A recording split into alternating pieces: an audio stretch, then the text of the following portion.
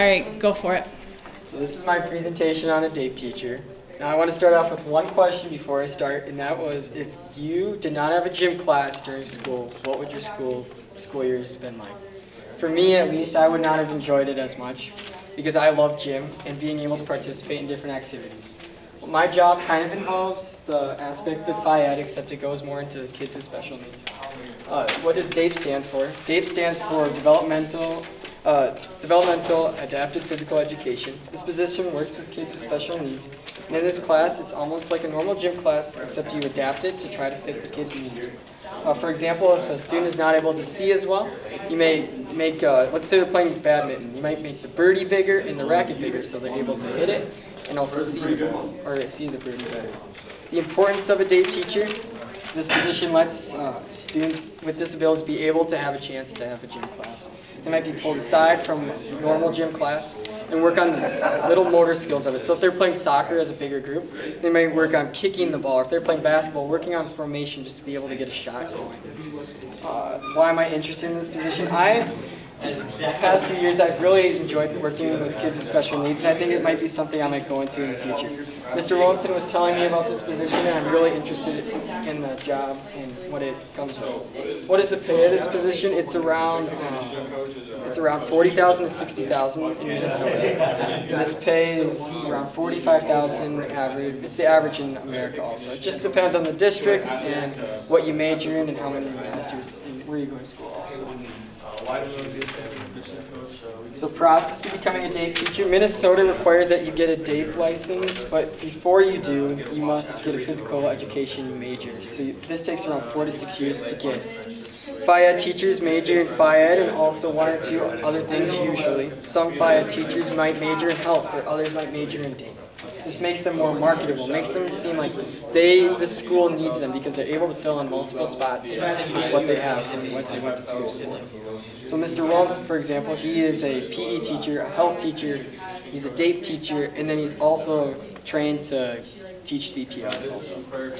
So I contacted Dr. Tar. She is a professor from Mankato State University, and she told me about the DAPE program there. Mankato State requires 2 courses, 8 of them. They just have a variety of courses you can take, but 2 of them are required.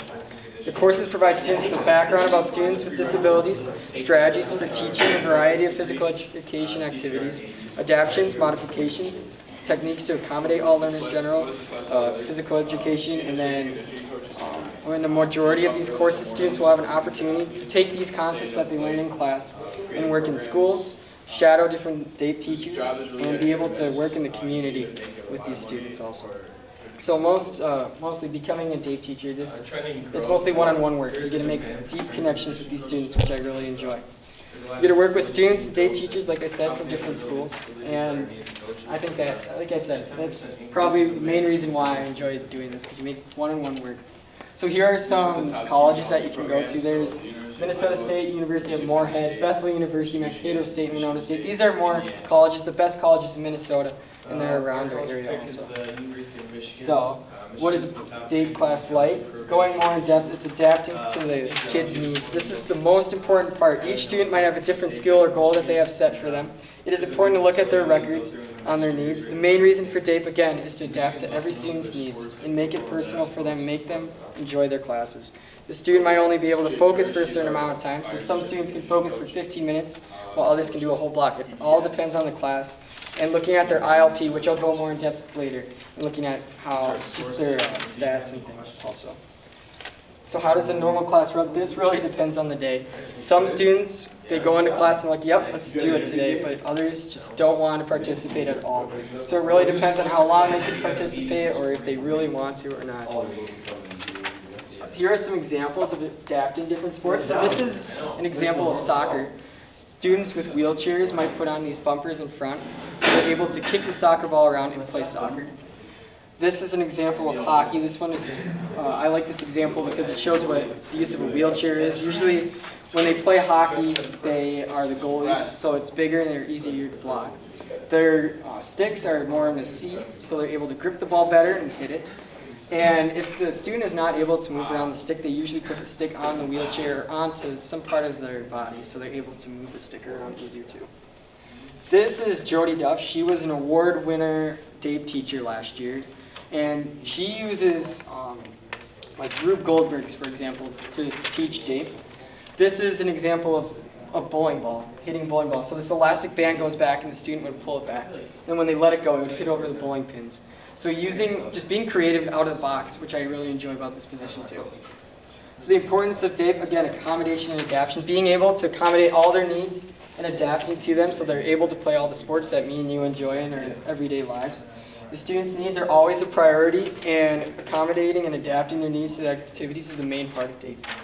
Their ILP, or their individual learning plan, I was talking about this earlier, but this is what special education teachers and DAPE teachers look at to make their schedules and be able to just know who the student is. This is developed after a series of tests on how well they do academically, the different aids and services a child needs, and also if the child needs to be taught alone or in a group setting. Meeting the needs of the student, this is done by the ILP, or looking at just their records. And then this can be achieved by looking at their records and being able to develop a schedule that fits their needs. Fitting the needs of the student, like I said before, is the main goal. Accomplishing goals, this is the main way that students are able to learn. They're so grateful every time they accomplish a goal. They're so excited that you help them achieve this goal. A good example of this is Mr. Rollinson. He told me a story when I was going into this position about one of his students, and one of his goals was just to ride a bike, something that me and you probably take for granted every day. And during this process, he worked on pedaling the bike, and he worked on turning the bike, and then he made it even more in the real world scenarios, so using stop signs, and how a walk sign means that you can cross. So it just really shows that it's more than just a classroom setting, that these motor skills and these activities that you do really do shine on their outside lives and shine on their just daily lives around them, which I thought was amazing. My hands-on experience, I got the chance to go to Pine Island Elementary School and shadow a DAPE teacher. Her name was Miss Brenna Hoven. She is the DAPE teacher throughout the Pine Island School District.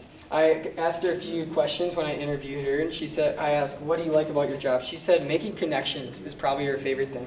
What is the toughest part of your job?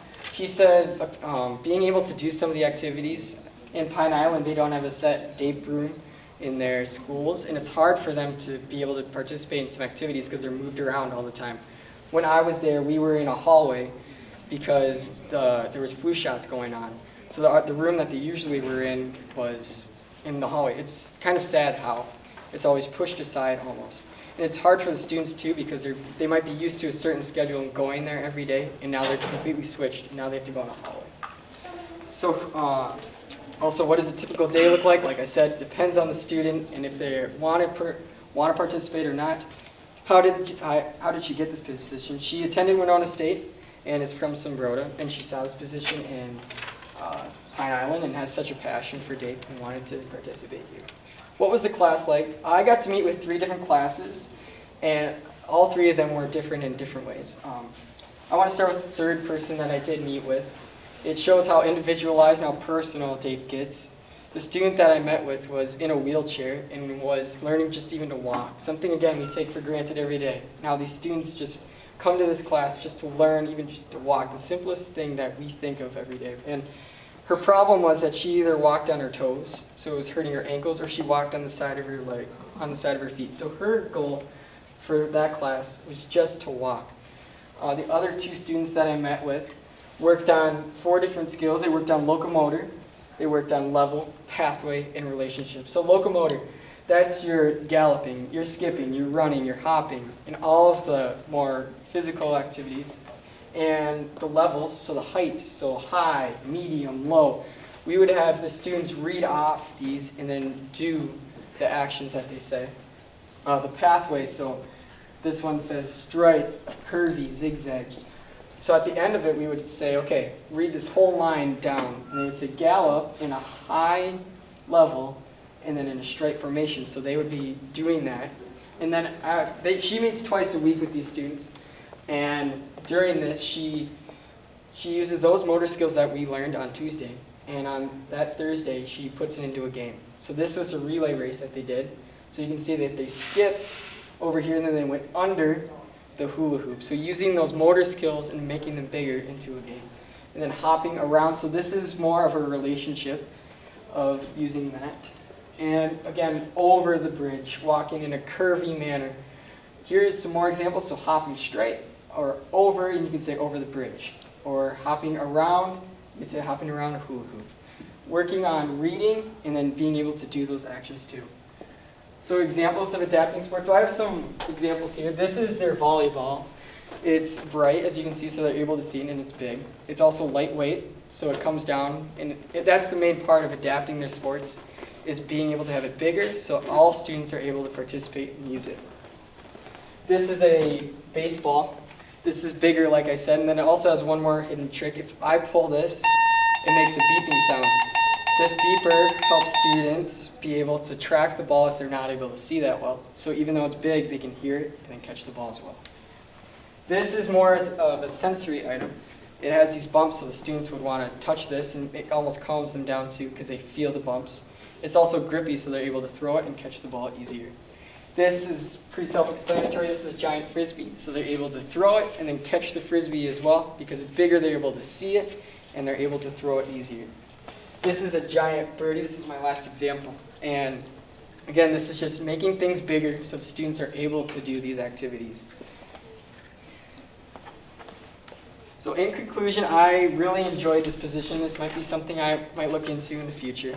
This job is rewarding because you get to make deep connections with these students and personal connections also.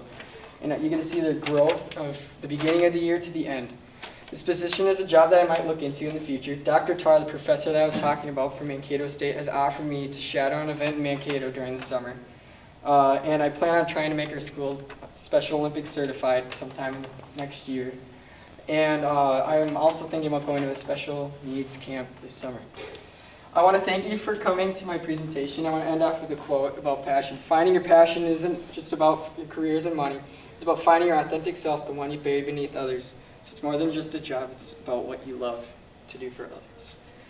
Any questions?